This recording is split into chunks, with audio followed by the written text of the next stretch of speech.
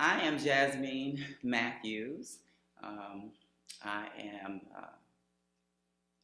the wife of a former victim of the system, per se, I would say.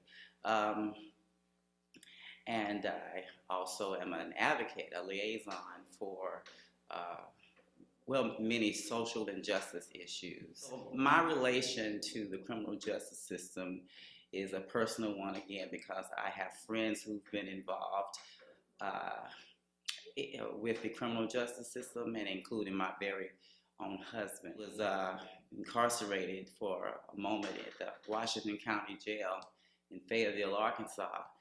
They kept doing continuances on his case. Um, After continuance, after continuance. As I was speaking to an attorney in the earlier part of July when he first was arrested, and the attorney, after I said what happened, the attorney, he says, I just got one question before I tell you anything else. What race is he? And I said, he's white. He says, oh, thank goodness. Because it's terrible, but if he had been black, it would have been far worse, he says. Because my husband was able to get out, but he got on an extensive probation period with fines galore. Yes, my frustration with the system is in connection to my husband and other people as well, is that it is corrupt. It's designed to keep people in poverty, and when you try, and then you come out, you have a record. So now you have a felony on your record, and then you want them to go get a job, and become a better asset to society. How? You know what I'm saying? How, when there are walls at every angle, it's like in my letters that I wrote, I was talking about how the Supreme Court is ignoring their own speedy trial. That within 9 months you're supposed to take a person to trial or release them.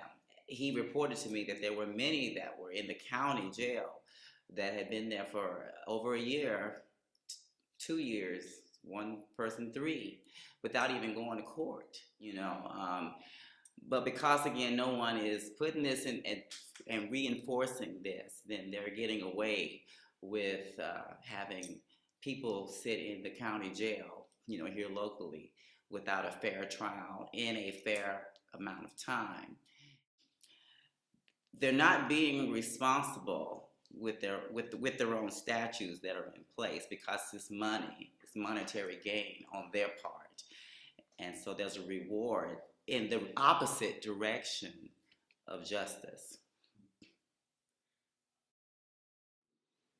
Uh, my former judge friend, I'm not going to say his name because I don't know if I can, but he said that that the whole time while he was judge, that they had never, ever done a jury trial, ever.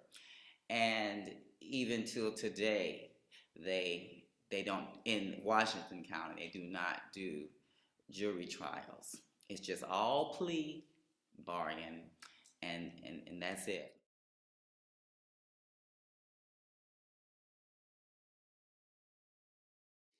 If a person felt like if another human being heard their story, that they could stand a chance at some mercy and some compassion.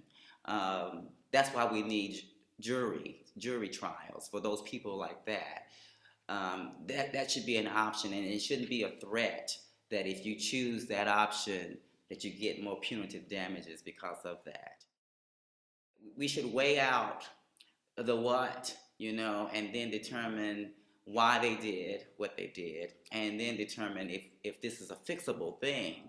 Because again, if someone is stealing food because they want to feed their family, throwing them in jail is not going to solve the problem. Okay, let's see. So what I would say is that if you are not affected, if you feel like you're not affected by the criminal justice system, then you're wrong. You're wrong. And if you have been affected by it personally, or you do have family or friends then you should more so get educated, connect to organizations like Decarcerate.